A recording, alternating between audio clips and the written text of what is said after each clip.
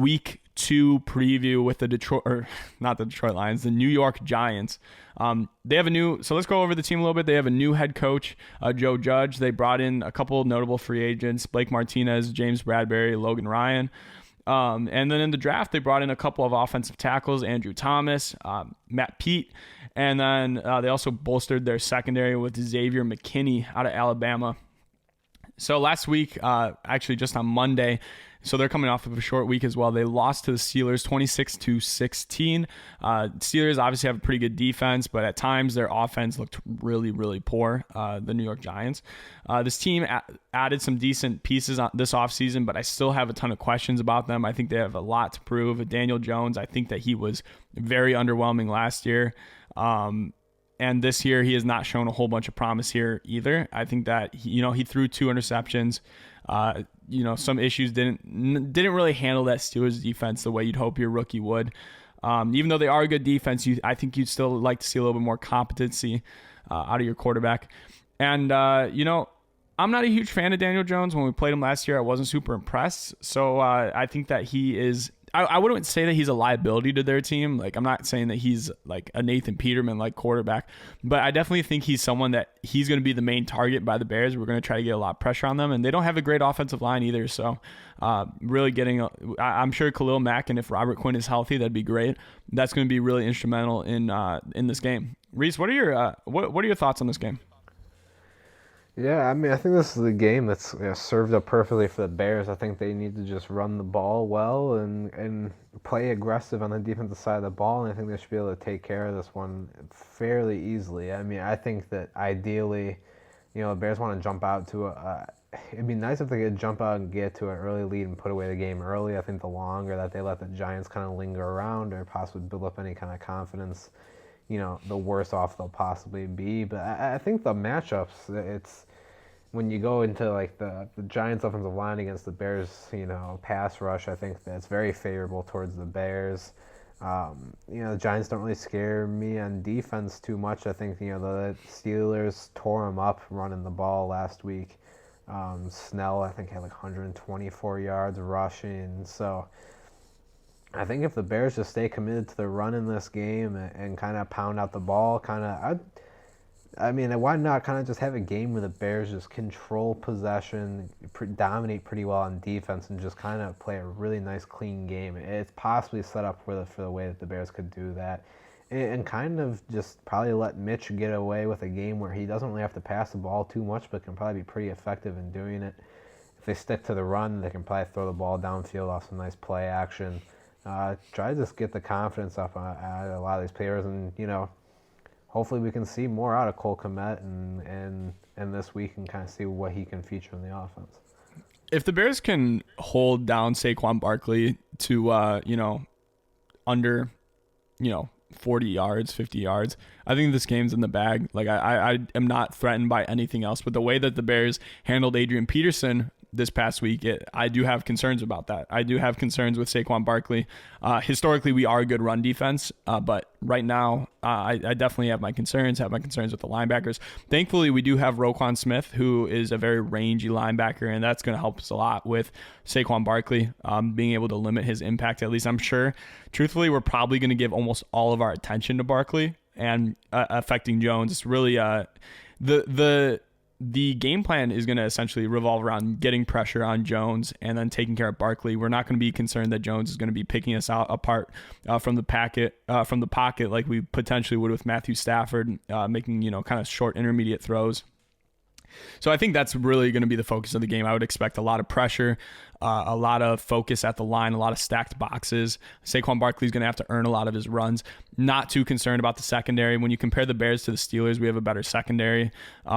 Especially with the addition of Jalen Johnson there, it's going to be really hard for Daniel Jones to get free wide receivers, especially with they don't have a lot of talent at that position. Really, they're pretty minimal there. I almost feel bad for the guy. Yeah. Evan Ingram had a big year his rookie year, his second year. Has not performed the way that Giants fans probably would have wanted him to since then. So I'm not overly concerned about him as well. As far as the offense-defense matchup goes, I'm pretty confident that the Bears can really handle this Giants team, I think, offensive line matches up well. I got a lot of young offensive line pieces. Going to be hard to go against Khalil Mack. I mean, Khalil Mack also affects the run game. It's going to be it's going to be really difficult. I would foresee that what the Giants are probably going to try to do is get a lot of inside slant routes against us. Really try to get the ball out quickly out of Jones' hands, do some, screen passes maybe with Saquon Barkley. I think that is going to be their game plan. I don't think it's going to be that effective, though.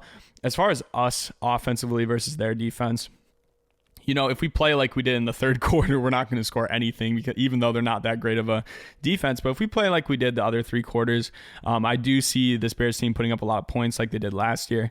I think that it can be a fairly strong victory as well. But Reese, why don't you go ahead and give me your score projections? Yeah, I think in this game, I think the Bears, I think they actually match their score total from last week. I think the game will play out very different, but I think they get 27, and I think the Giants only manage 13. I think it ends up being a fairly convincing victory. Okay. I think I'm just maybe a little bit more down on our defense right now. I'm a little bit more concerned about our defense, so I'm going to give the Giants a little bit more hope. I'm a little higher on our offense too. I'm going Bears 31, Giants 21. And I think that you could end up being more right there.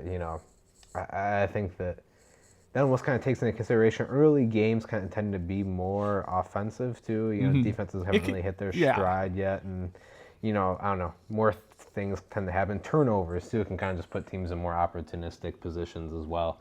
So maybe even your score is a little bit more realistic there. I think that I just have hope that the Bears play the matchup game well on defense, and that they can, because they really should manage them. They really should. So I guess I'm kind of just hoping that they live up to that and play as good as they can. And it's really just a game where it's really advantageous for them.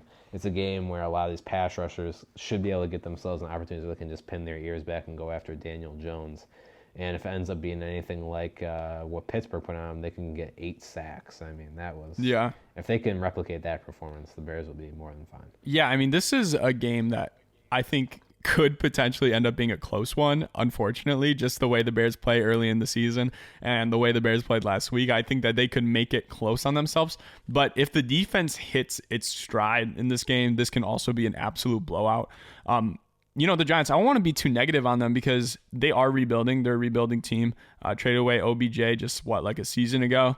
Obviously still going through a rebuild. They're not really looking to be competing in the playoffs this year. So I don't want to be too hard on them. I know Daniel Jones doesn't have a whole bunch of weaponry. Doesn't have a whole bunch to like about that offense. He did get a lot of crap. Similar. He is very similar to Mitchell Trubisky, where as soon as he was drafted, he was just deemed a failure. It's really unfair to him. And I feel bad for him in that regard and I feel bad for Giants fans too, because they're going to continuously, just get it because of that. So, I'm optimistic because I do think that this game can be a blowout like it was last year and the Bears can really control it. I think we're going to get a couple interceptions, maybe a couple turnovers, a couple sacks. I think that, if this defense plays really well, this is going to be an absolute hell for the New York Giants. But at the same time, the Steelers have a good defense, and they got a little bit on them, but now we have some film on them, and we can kind of maybe predict their game plan against good offense or good defense. Sorry. Yeah, no, that's true. I mean, for both sides, the Giants are going to know what they need to do coming into this game.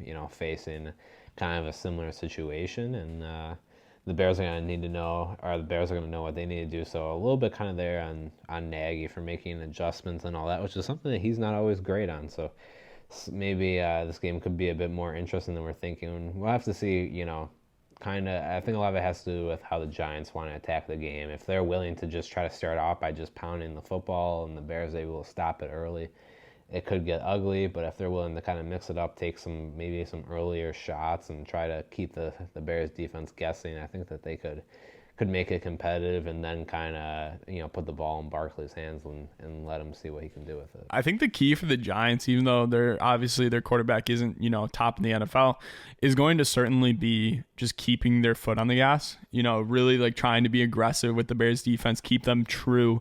Don't let them focus too much on Saquon Barkley. They can actually make some money there. But at the end of the day, I think that ultimately for the Bears, similar to the Lions game, this is just a damned if you do, damned if you don't. If Mitchell Trubisky goes and throws another 3 touchdowns, I don't know how much more I'm going to be convinced that he's going to be our franchise quarterback. Yeah. In the same way that it's great for him that the start's very easy. You want to see him, air it out and play well against, one of the elite teams in the league. And maybe we won't truly be sold until that happens. But until then, he just has to keep balling out and doing his thing, because these are games that you need to win. In games that, in the later part of the season, you don't want to look back and be like, we dumped the game to the Giants, and that's why we didn't make the playoffs. And, this is a team that's absolutely beatable, something we have to do. And, I think when we were talking about our schedule predictions, we talked about how just easy this Bears schedule is, comparatively to a lot of other teams, and how they can almost find themselves on top of the NFC North just purely by how easy their schedule is. Not that it's going to say a whole bunch. It's going to be this is going to be a really hard Bears team to project in the playoffs if we end up making there. And I know it's week 1. Maybe we shouldn't be talking about that because we just missed them last year. But it's going to be really hard to see how this team is going to perform against good teams in the playoffs when they don't have a whole bunch of teams they're going to be looking at. I mean, one of the best teams we're looking at is Tampa Bay Buccaneers, and they look like they're struggling the way I think we might have predicted them to a little bit. Hey guys, like our video, subscribe, and check out our bi-weekly podcast on Apple Podcasts. Thanks.